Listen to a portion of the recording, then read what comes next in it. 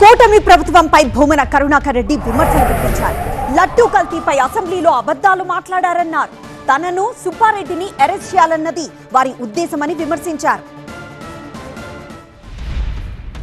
మా నాయకుడు చెప్పింది అదే.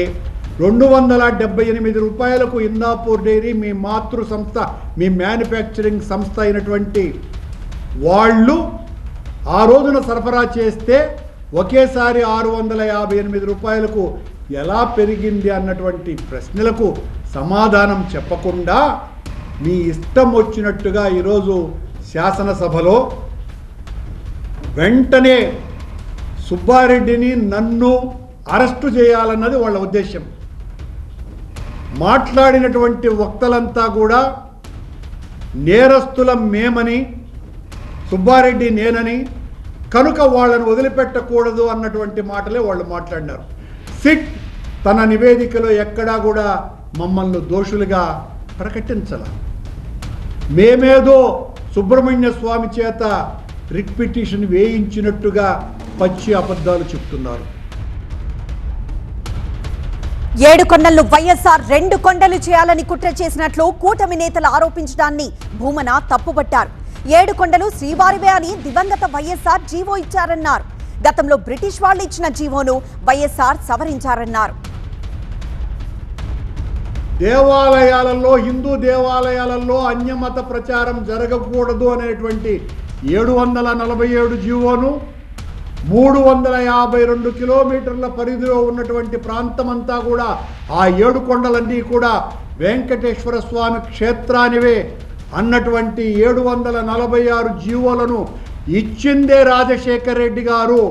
అంతకు పూర్వం దీనికి సంబంధించి ఏ రకమైనటువంటి జీవోలు లేవు. బ్రిటిష్ వారు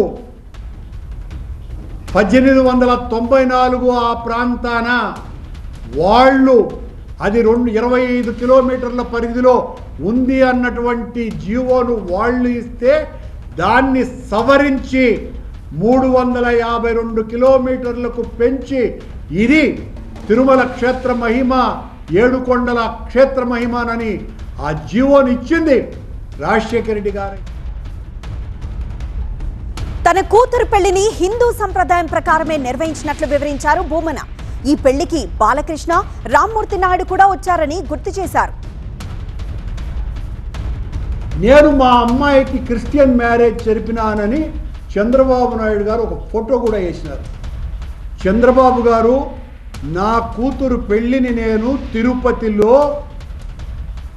అమ్మవారి గుడి తిరుచానూరు పరిధిలో 30,000 మంది అతిథులు రాగా అందులో ప్రధానమైనటువంటి వ్యక్తి మీ వియ్యంకుడైన లోకేష్ గారి మామైన బాలకృష్ణ గారు, నాకు ఆత్మీయుడిగా ఉన్నటువంటి వ్యక్తి.